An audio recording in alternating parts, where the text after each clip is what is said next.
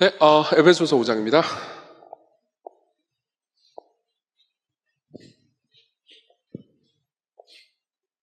에베소서 5장 18절부터 21절입니다. 에베소서 5장 18절부터 21절. 우리 잘 안 하는 일이긴 하지만 교독을 해볼까요? 18절부터 21절 교독입니다. 제가 먼저 읽고 여러분들이 읽고 그렇게 같이 읽었으면 좋겠습니다. 술 취하지 말라 이는 방탕한 것이니 오직 성령으로 충만함을 받으라. 시와 찬송과 신령한 노래들로 서로 화답하며 너희의 마음으로 주께 노래하며 찬송하며 범사의 우리 주 예수 그리스도의 이름으로 항상 아버지 하나님께 감사하며 그리스도를 경외함으로 피차 복종하라. 아멘. 네. 삼위일체의 한 위격이신 성령 하나님에 대한 메시지를 지난주에도 했고요. 그 전에도 좀 했습니다. 제가 이제 학교를 다닐 때, 신학교를 다닐 때요, 저를 가르쳐줬던 이 교수님 중에 한 분이 성함이 이제 박영돈 교수님이라는 분이 계신데, 그분으로부터 저는 성령 하나님에 대해서 배웠습니다. 근데, 그분이 성령님에 대해서 가르칠 때, 이제 이렇게 표현하신 적이 있습니다. 성령님은 수줍어 하시는 영이다. 이런 표현을 쓴 적이 있습니다. 대단히 독특한 표현이죠. 왜 수줍어 하시는 영이라고 표현을 했냐면, 제가 읽어드리죠. 성령의 얼굴에 나타나는 가장 두드러진 특성은 거룩한 수줍음이라 할 수 있다. 거룩한 수줍음은 자신을 잊어버리고 상대에게 모든 관심을 쏟는 사랑의 특성이다. 성령은 자신을 드러내지 않고 온전히 예수님만 드러내는 수줍음을 가지셨다. 성령은 자신의 영광을 베일로 감추시고 자신을 통해 예수님의 영광만이 드러나게 하신다. 네, 방금 아멘을 할 뻔했어요. 예수 그리스도가 어떤 분이신지, 그리고 그분이 무슨 일을 하셨는지, 그리고 그분이 우리 가운데 지금 어떻게 일하고 계시는지에 대해서 말해주려고 하는 특성을 가지셨다는 거죠. 그런 의미에서 수줍다라는 겁니다. 자기를 드러내려고 하지 않는다는 거예요. 성령님은 도무지 자기를 드러내려고 하지 않고 계속해서 예수님만 드러내려고 하신다. 그런 측면에서 성령님의 특성은 거룩한 수줍음이다라는 이야기죠. 저는 이게 꽤나 아름답게 느껴졌습니다. 왜냐하면은 이걸 이렇게 다르게 표현해 볼 수도 있을 것 같거든요. 성령 충만한 사람은 성령에 대해서 많이 말하기보다는 예수님에 대해서 더 많이 말할 겁니다. 왜냐하면 성령님이 그런 분이기 때문입니다. 라고 표현할 수도 있거든요. 이게 성령님이 우리 가운데 하시는 일입니다. 여러분들이 성령 충만하다면 예수님에 대해서 이야기를 많이 하게 될 거예요. 예수님을 좋아하게 될 겁니다. 그럼 성령 충만이라는 게 뭘까요? 그냥 좀 빠르게 성령 충만, 그리고 성령 충만하면은 유익이 무엇인지, 그리고 어떻게 성령 충만할 수 있는지 좀 그냥 빠르게 그냥 제가 믿고 있는 것을 하나씩 좀 이야기를 해보려고 합니다. 오늘 약간 설 직전이기도 하고 떡볶이와 피자를 먹어가지고 여러분들이 약간 졸리기도 할 거고요. 아니에요. 설교를 빨리 끝내보려고 노력을 해보겠습니다.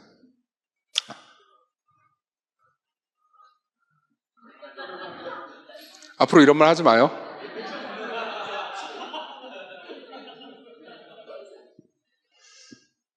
첫째, 성령 충만이란 무엇인가? 성령님의 일이 무엇인지 안다면 그렇게까지 어려운 건 아닙니다. 그러니까 옛날에 제가 성령 충만하면은 약간 그런 느낌이 있단 말이에요. 물론 성경에서도 그렇게 표현하기도 하지만 성령님을 약간 물처럼 표현하는 부분들이 많이 나옵니다. 그래서 내 안에 충만하고 차오르고 성령을 부어주시고 이런 표현들이 되게 많지 않습니까?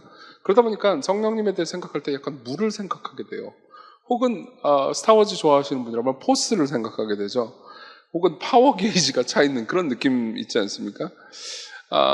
그래서 사람들이 옛날에 그런 오해를 많이 했던 것 같습니다. 성령이 충만하면은 많은 능력을 행할 수 있는 걸로 생각을 하는 거죠. 그런 의미는 아닌 것 같습니다. 왜냐하면 성령님은 인격이시기 때문입니다. 우리가 지난번에 이 말씀을 읽긴 했는데요. 로마서 8장 26절에 보면 이와 같이 성령도 우리의 연약함을 도우시나니 우리는 마땅히 기도할 바를 알지 못하나 오직 성령이 말할 수 없는 탄식으로 우리를 위하여 친히 간구하시느니라 라고 말씀하십니다. 여기서 그분의 인격성을 볼 수 있죠. 그분이 말할 수 없는 탄식을 하신다. 굉장히 슬퍼하시고 애통해 하신다라는 표현 아니겠습니까? 이걸 통해서 그러니까 성령 하나님께서 슬퍼하시고 애통하시는 인격이시다. 또 기뻐하시고 즐거워하시기도 하고 또 노하시기도 하시는 인격이시다라는 것을 생각할 수 있죠. 그래서 성령님을 약간 에너지 같은 식으로 생각하는 것은 올바르진 않은 것 같습니다. 근데도 불구하고 성경은 그러니까 마치 에너지 혹은 뭐 힘, 능력처럼 오해의 여지가 있을 수 있도록 성령님이 그러니까 충만하다 이런 표현을 쓰는 거죠. 그러면 성령 충만이라는 게 뭘까요? 성령님이 인격체가 맞다면은 그러니까 성령으로 충만하다라는 것은 인격으로 충만하다는 것과 같을 겁니다. 단순히 힘과 능력이 있다는 것을 의미하는 건 아닐 거예요. 가룟 유다는 성령을 받은 사람이라고 볼 수 없죠. 근데 그 사람도 기적을 행했습니다. 그리고 결국 예수님을 배신했죠. 그러니까 사실 기적을 행하는 능력만으로 그 사람이 성령 충만하다고 말할 수는 없을 겁니다. 그러면 성령 충만은 뭐죠? 그러니까 이렇게 표현해 봅시다. 어떤 사람이 한 인격으로 충만하다라는 것은 이런 겁니다.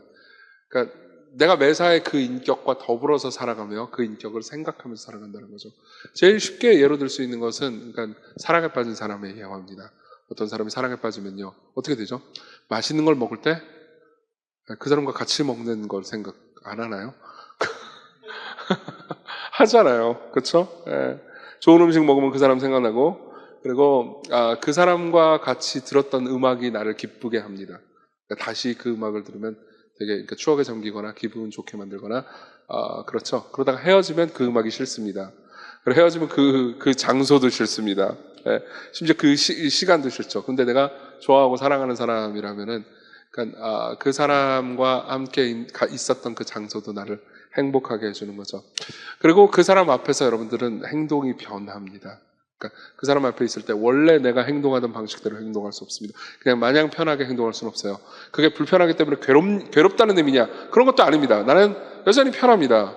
그렇지만 저 사람이 내가 사랑하는 사람이에요. 그러니까 나는 그러니까 행동거지를 맘대로 내 멋대로 할 수는 없는 거예요. 오히려 조심해서 해야 되는 거죠. 그리고 무엇보다 성령님으로 말미암아 충만하다면 예수님 생각을 많이 할 겁니다. 아까 제가 그런 말씀 드렸잖아요. 결국은 성령님께서 하시는 일이 예수 그리스도를 생각하게 하는 일이라고요. 성령 충만을 그러니까 언어로 이렇게 명시적으로 표현한 이 기독교 역사상의 글들은 그렇게 많지가 않습니다.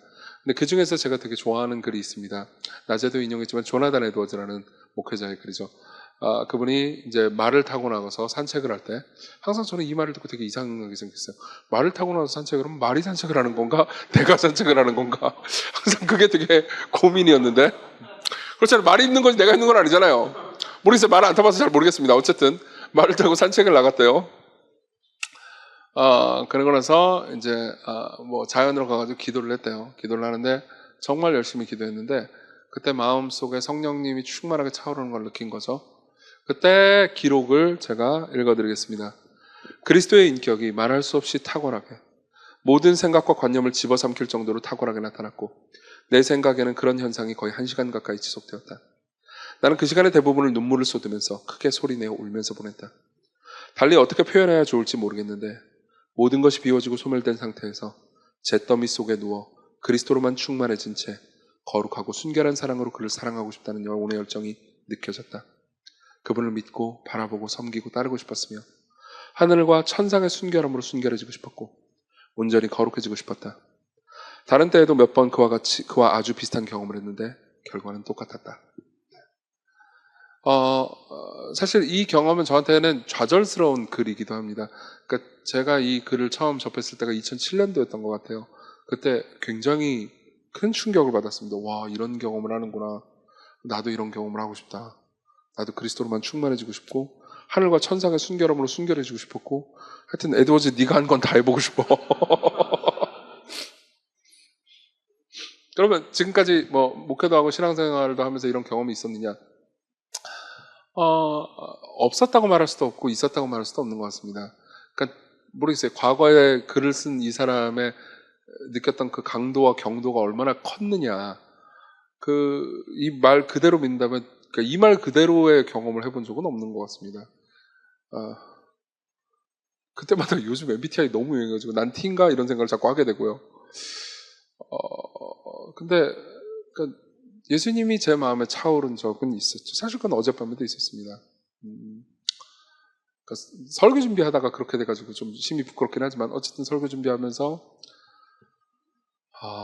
제 안에도 뭐 상실 같은 것들이 있죠. 제가 바라는 것, 가지고 싶은 것을 가지지 못하는 아픔과 슬픔 같은 것들이 있습니다. 지상에서 우리가 원하는 것을 다 가질 수는 없겠죠.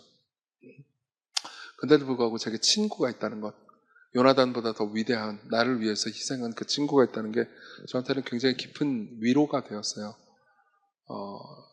사실 설교를 할 때는 그러니까 종종 이런 생각이 들 때가 있습니다. 옛날에 이건 박영선 목사님이 설교에 대해서 설명하다가 해준 얘기를 반복하는 건데요. 그러니까 설교를 준비할 때는 마치 폭포수 아래에서 폭포를 맞는 느낌이 들 때가 있습니다. 어젯밤은 좀 그랬던 것 같아요. 폭포가 막 쏟아집니다. 그럼 나는 거기에 흠뻑 젖습니다. 그리고 너무 기뻐요. 그리고 사람들 앞에서 내가 폭포에서 젖었던 그 기쁨을 전달해 주고 싶습니다. 하지만 나는 폭포를 내려줄 힘이 없어요. 능력도 없습니다. 근데 다행히 폭포에서 몸이 좀 젖었어요. 그래가지고 손으로 이앗! 이앗! 이러고 있는 거죠. 이앗! 젖어라! 젖어라! 그러면 사람들은 뭐야 이거! 차가워! 이거는 박영선 목사님이 한 얘기를 제 버전으로 각색한 건데 오늘 낮에도 그랬어요. 오늘 낮에도 그런 느낌이었고 그리고 늘 그런 것 같습니다. 어제는 되게 기뻤어요. 1시간 넘게 기도하면서 예수님을 깊이 만났습니다. 그러니까 그게 뭐 제가 가지고 있는 두려움이나 혹은 뭐 상실감, 시기 이런 것들을 단박에 덮어준 것도 아니었고요. 그리고 제가 갑자기 성화된 것도 아니었습니다. 그냥 딱 한 가지 위로만 있는 거예요. 그분이 나와 함께 계시고 그리고 그분이 나와 정말 좋은 친구시다. 그리고 다른 인격, 다른 누군가 나를 사랑해주는 사람, 나를 위해주는 사람 물론 늘 있죠. 늘 있는데 그런 사람이 딱히 지금 필요하다고 생각하지 않았습니다. 누군가 지금 나와 함께 있어주기를 바라지 않아요. 제가 사람들을 싫어한다는 게 아닙니다. 이제 그분이 나와 함께 계시다라는 것에 되게 만족스러운 거죠. 그럼 삶의 여러 가지 것들을 예수님과 연결지어서 생각하게 됩니다. 그러니까 좋은 친구들을 보면 저 좋은 친구를 주신 그분께 감사하게 되는 거죠. 하다못해 영화나 드라마를 봐도 거기서 나오는 영웅들을 보면서 내가 믿고 알고 있는 진정한 영웅은 이 영웅보다 더 위대한 영웅이지라는 생각을 하게 됩니다. 성령님께서 저에게 지속적으로 예수님을 그런 분으로 보여주시는 것 같습니다. 여러분들에게도요. 그게 성령 충만입니다. 그분의 인격으로, 그분과의 교제로 우리의 마음을 채우시는 거죠. 그럼 유익은 뭘까요? 성령 충만의 유익이 있습니다. 우리가 방금 읽었던 에베소서의 말씀을 다시 한번 생각해 보죠. 술 취하지 말라 이는 방탕한 것이니 오직 성령으로 충만함을 받으라. 여기서는 술 취함과 성령 충만을 비교합니다. 저도 들었던 얘기인데요. 양리학에서 알코올은 억제제랍니다. 중추 억제제래요. 저 뭔 소리인지 모르고 지금 그냥 말을 내뱉고 있는 거예요. 아는 사람들은 그냥 그렇구나 그러면서 들어주세요. 흥분제가 아니라는 거죠. 그러니까 저는 이 말을 처음 듣고 나서 깜짝 놀랐습니다. 술이 흥분제가 아니라고? 그러니까 약간 술은 흥분시키는 것 같잖아요. 실제로 술 취하는 사람 보면 막 술병 깨고 막 고래고래 소리 지르고 막 별짓 다 하잖아요. 그렇죠? 그러면 그게 흥분제가 아니라고 생각했는데 행동상으로는 흥분제와 똑같은 효과를 내긴 하는데 술은 자제력을 억제시킨대요. 그러니까 억제제인 거예요. 억제제인데 뭘 억제냐면 자제력을 억제해요. 자제를 못하게 되는 거죠. 그래서 흥분 상태가 되는 겁니다. 되게 재미있는 이야기였어요. 그 말은 무슨 말이냐면 술이 하는 일이 현실을 직시하게 하는 게 아니고요. 현실을 잊게 만드는 거라는 거죠. 현실을 덜 의식하도록 만드는 겁니다. 그래서 술 마신 사람들 중에서는 그런 경험을 한 사람들이 많아요. 아마 여기도 있을 거예요. 분명히 술 먹고 깽판 치고 그러다가 어딜 다친 겁니다. 술 깰 때까지 다친 부분을 잘 모르는 거예요. 왜 그러죠? 고개 끄덕이시는 분들은 아시는 분들이군요. 왜 그러죠? 현실을 잊었거든요. 근데요, 성령 충만은 정반대의 일을 합니다.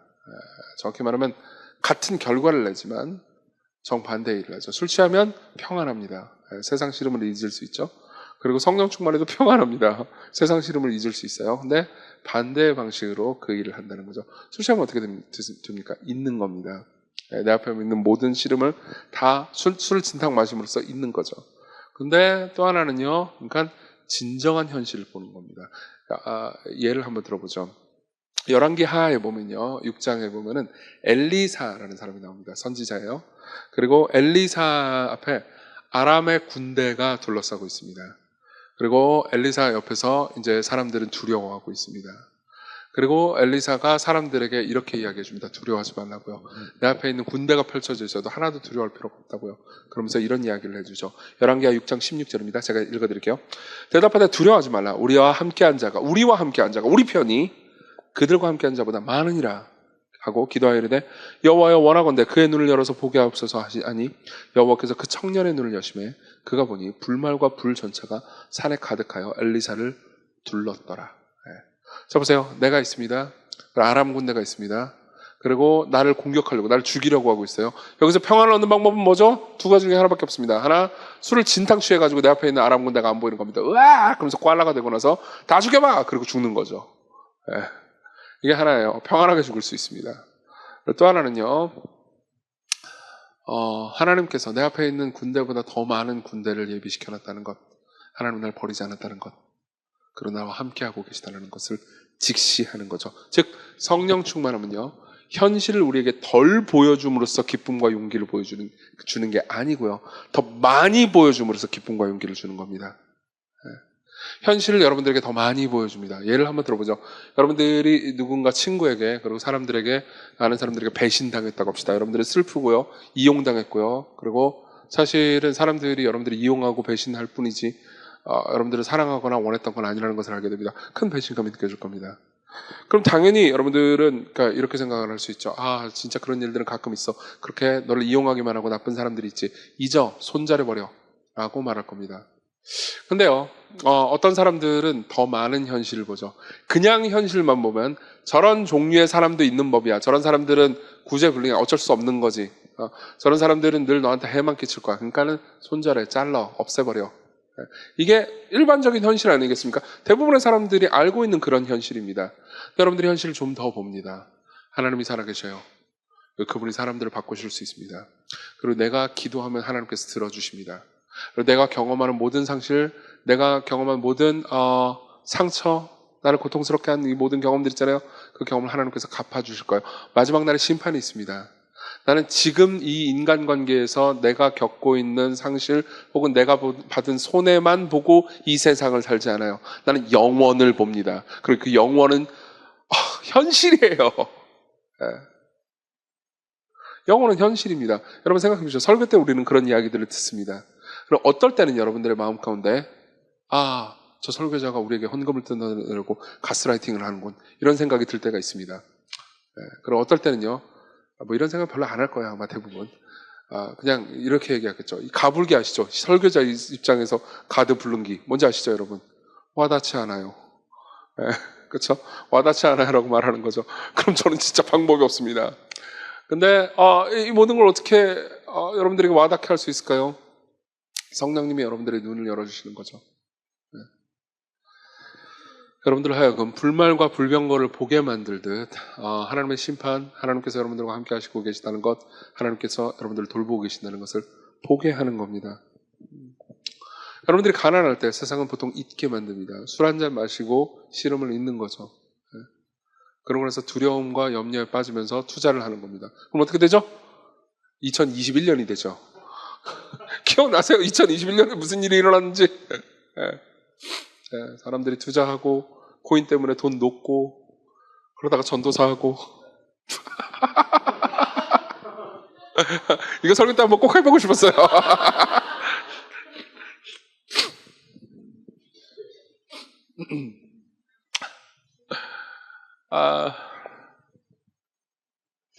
사실 많은 사람들이 그때 두려움 때문에 많은 결정들을 했거든요.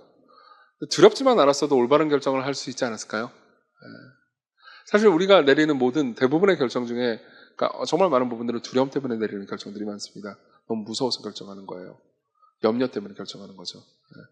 여러분들이 염려 때문에 쌓아놓은 안전장치들 중에 상당수가 사실 시간이 지나고 놓고 보면 별로 안전한 장치도 아니었을 뿐더러 굳이 필요하지 않았던 장치였다고 느꼈던 적이 있지 않습니까? 정말 많은 사람들이 그러니까 당장 눈앞에 보이는 현실을 가지고 모든 것을 결정합니다. 그때 우리의 시야를 확장시켜주는 것, 그게 성령님이 하시는 일이에요. 성령님이 이렇게 말씀하시는 거죠. 너를 위해서 죽으신 분이 있고 지금 너를 사랑하시는 분이 계시고 그리고 그분이 너를 버리지 않았다. 너에게는 진정한 친구가 있다. 그럼 어떻게 됩니까? 고린도후서 6장 10절에선 그러한 사람들의 마음을 이런 식으로 표현합니다. 근심하는 자 같으나 항상 기뻐하고 가난한 자 같으나 많은 사람을 부유하게 하고 아무것도 없는 자 같으나 모든 것을 가진 자라고요.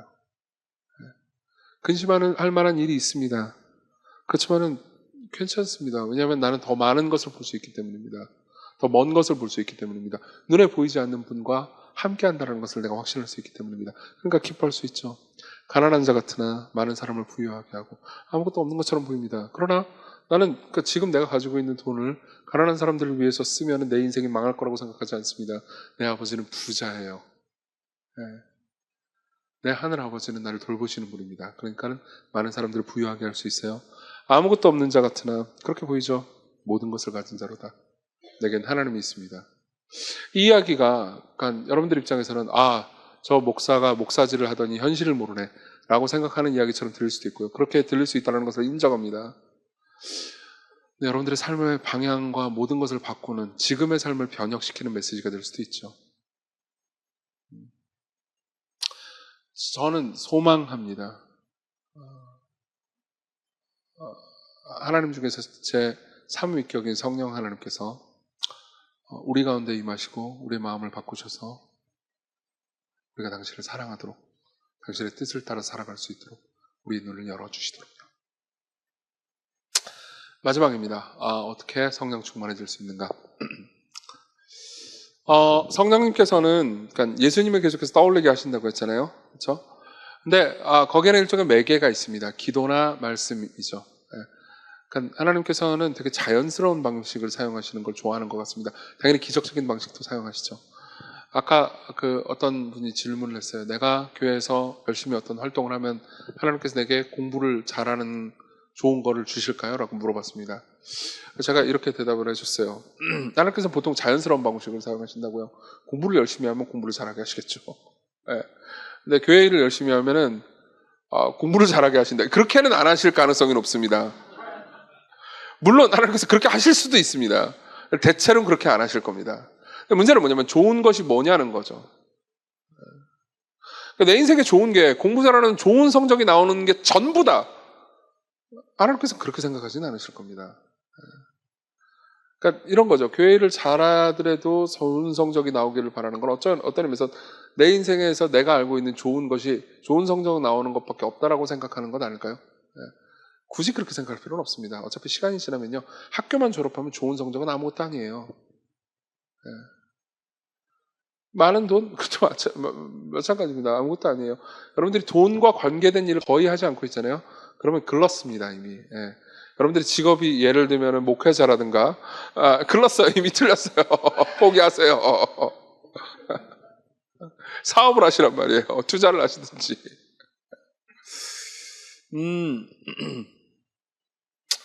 그러나 좋은 거를 주실 수 있죠. 하나님께서는 교회를 하면서 여러분들의 신앙을 성숙하게 하실 수 있고요. 관계를 성숙하게 하실 수도 있고요. 어떤 중요한 이끄는 일을 해야 한다면 리더십을 성숙시킬 수도 있습니다. 그 모든 것들은 좋은 것이에요. 좋은 것은 꼭 한두 가지가 아닙니다. 좋은 것은 굉장히 여러 가지예요. 그런 의미에서 하나님께서는 그러니까 무언가 매개를 사용해서 어떤 일을 하시는 거죠. 여러분들이 공부 잘하게 하는 사람으로 만들고 싶으시다. 그렇게 하실 겁니다. 그러면 여러분들 공부를 시키시겠죠. 그럼 여러분들은 공부를 해야 됩니다. 여러분들은 성령 충만한 사람으로 하고 싶다면 어떻게 해야 될까요?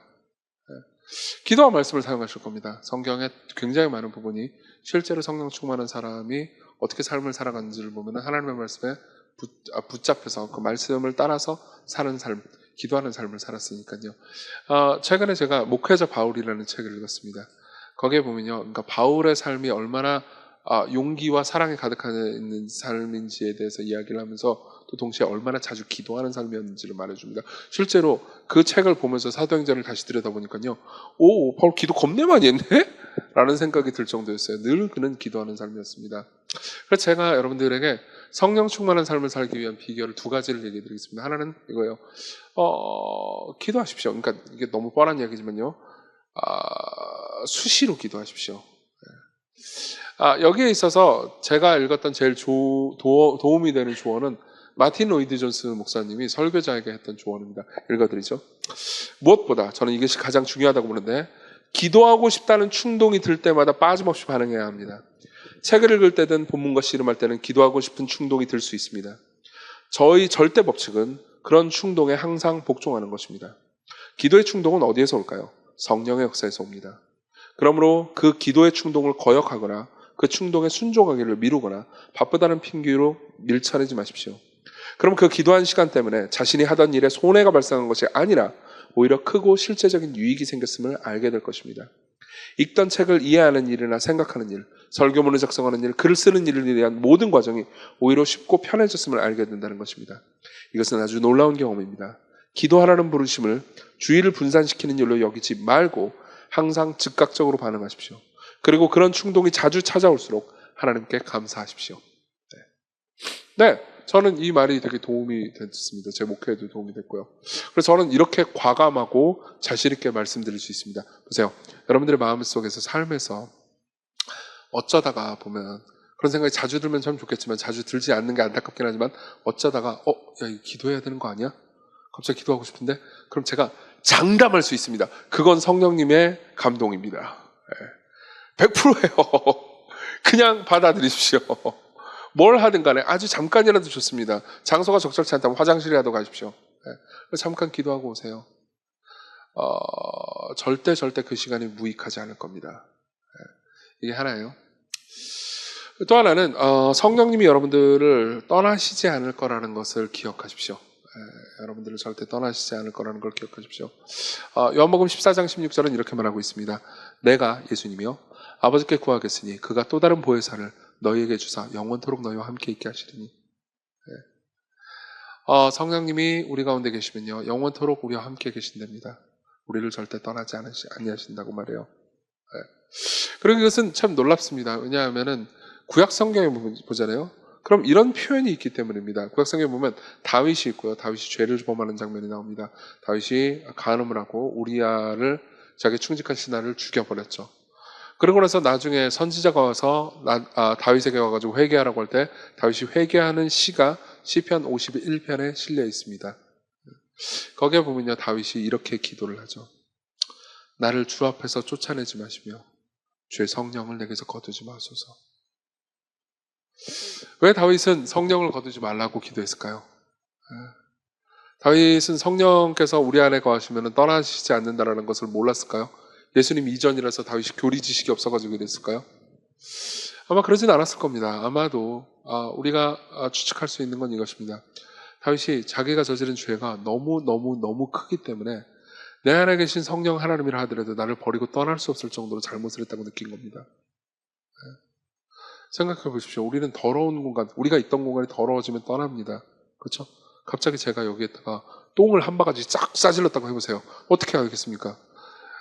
그 더러움 때문뿐만 아니라 냄새 때문이라도 여러분들은 떠날 겁니다. 아니에요? 물론 여기서 쓸고 닦고 할 분들도 계시겠죠. 나는 이 공간을 사랑해. 그렇지만 대다수는 떠날 겁니다. 맞아요. 좋아요. 좋은 예였습니다. 사랑하면 떠나지 않겠죠. 근데 다윗 스스로도 생각을 한 겁니다. 내가 저질렀던 죄가 너무나 역겨웠던 거예요. 사실 사울이 나한테 저질렀던 죄를 나도 똑같이 저지르고 있었습니다. 아니 나는 그 이상으로 위선적이었어요. 그래서 아무리 생각해도 내가 성령님이면 나를 떠날 수밖에 없는 상황인 겁니다. 근데도 불구하고 나는 성령 하나님이 필요합니다. 그래서 구하는 거죠. 떠나지 말아 주십시오.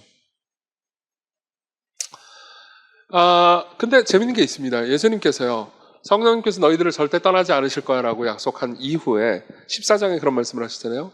근데 16장에 보면요. 이런 말씀을 하신 적이 있습니다. 제가 읽어드리죠.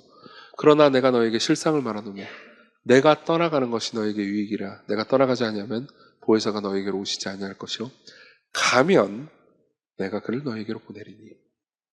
이 말이 무슨 의미일까요? 이 말이 그러니까 얼핏 보면은 나 승천한다. 그러니까 그 다음 성령님이 올 거야. 이런 말처럼 보입니다. 근데 실제로 이 본문을 주석적으로 연구를 해보잖아요. 여기서의 가면, 예수님께서 간다라는 말은요, 그러니까 뭐 천상에 간다거나 꼭 이런 걸 의미하는 게 아닙니다. 왜냐하면요, 지금 우리가 읽은 본문은 요한복음 16장이고요. 그 다음 17장에 예수님께서 기도하실 거고요. 18장부터 무슨 일이 벌어지는지 아십니까? 십자가입니다. 그러니까 예수께서 여기서 가면이라고 말한 것은 뭘 가리키는 걸까요? 자신이 십자가로 가야 성령님께서 너희들에게 오실 것이다라는 말인 겁니다. 그분이 십자가로 가야 성령님께서 우리 안으로 오실 겁니다. 그분이 십자가로 가야 성령님께서 우리와 함께 하실 겁니다. 그럼 십자가에서 그분에게 무슨 일이 일어났을까요? 여러분 그걸 알고 계십니까? 지금 시간이 없어가지고 자세한 여러 성경 구절을 가지고 교리를 입증할 시간은 없습니다. 네, 그런 이야기를 해보죠. 여러분 성부와 성자, 그러니까 성부 하나님과 성자 하나님 예수님은요 영원 전부터 창세 전부터 깊이 사랑하고 깊이 위하는 관계입니다. 네. 그리고 성령님은 그 가운데서 무슨 역할을 했는지 아십니까? 아마 여러분들이 세가족관 책을 읽으셨으면 초반부에 그 이야기가 나오니까는 보신 분들도 있을 겁니다. 성령님은요 마치 중매쟁이처럼 성부와 성자 가운데 사랑의 영이 되십니다. 네. 더 깊이 사랑하고 완전한 하나를 이룰 수 있도록 사랑의 영이 되시죠. 그래서 성부와 성자와 성령은 서로 깊이 사랑하는 한 하나님이십니다. 그리고 예수께서 십자가로 가시죠. 십자가에서 그분은 어떤 일을 겪으십니까? 자, 성부 하나님께 진노와 저주를 받고 있습니다. 성부로부터 버림받고 있습니다. 나의 하나님 어찌하여 나를 버리시나이까? 라고 울부짖고 계십니다. 그때 무슨 일이 일어났을까요? 당연히 성령님도 그분을 떠났습니다. 네. 성부와 성자 간의 사랑의 영이 그분을 떠났습니다. 더 위대한 다윗의 후손, 그리고 죄가 없으신 진짜 왕이신 예수 그리스도께서요. 나의 하나님 어찌하여 나를 버리셨나이까? 라고 말할 때는 사실 이렇게 말하는 것과 같습니다. 나에게 성령을 거두지 마소서, 나에게 당신의 얼굴을 거두지 마소서, 당신의 웃는 모습, 웃는 낯을 나에게서 빼앗아가지 마소서. 보세요. 죄 많은 다윗은 성령 하나님을 잃었어야 했습니다. 그리고 죄가 없고 더 위대한 사랑이신 다윗, 예수 그리스도는요, 성령님을 잃을 이유가 전혀 없었습니다. 아버지의 얼굴을 잃을 이유가 전혀 없었습니다. 그러나 죄 많은 다윗은요, 죄를 많이 지은 다윗은 성령님께서 그를 떠나지 않았어요. 왜냐하면 예수 그리스도께서 십자가로 가셨기 때문입니다. 그분이 우리와 저와 여러분들이 성령으로 말미암아서 충만함을 가질 수 있도록 우리를 위해서 진노와 저주를 받으셨습니다. 여기서 우리가 알 수 있는 게 있습니다. 여러분들이 성령 충만하기 위해서는 은혜가 필요하다는 거죠. 공로가 아니고요, 은혜예요. 예수 그리스도께서 여러분들을 위해서 하신 일이에요. 이게 왜 중요한지 말씀드릴게요. 많은 사람들은 성령 충만을 내가 더 많이 노력해야 가질 수 있는 어떤 것으로 생각합니다. 네, 그렇죠? 내가 오늘 죄를 지었고, 그리고 죄를 많이 지었고, 내 영혼의 상태가 형편없다면 성령님께서 아우 지저분하구나 그러면서 떠날 거라고만 늘 생각합니다. 근데요, 성령 충만은 은혜입니다. 정확히 말하면 실패한 자들에게 베풀어 주시는 하나님의 조건 없는 은혜입니다. 교회 역사상 가장 위대한 성령님의 기름 부으심인 부흥 같은 경우에도요, 그 부흥 이전에 많은 사람들이 착하게 행동했기 때문에 부흥이 있었던 것이 아니었습니다. 오순절날의 성령의 기름 부으심 역시 그때 그 이전에 많은 제자들이 착하게 행동했기 때문에 기름 부으심이 있었던 건 아니었어요. 제자들은 예수님 앞에서 예수님을 버리고 떠났습니다. 물론 이후에 용서받았지만 제자들이 잘한 건 없었어요. 우린 이렇게 생각하기 쉽습니다. 더 많이 기도하고 더 충실하게 살고 더 성결하게 살고 더 하나님 뜻대로 삶을 살아간다면 나는 성령 충만할 수 있을까요? 아니요. 그렇다면 우리 중에 성령 충만할 수 있는 자격을 갖춘 사람들은 없을 겁니다. 그분은 은혜로 여러분들에게 계십니다. 무슨 말이냐면 여러분들이 이렇게 말할 수 있다는 거죠. 주님, 저는 제가 생각해도 정말 토악질이 나올 만한 상황입니다.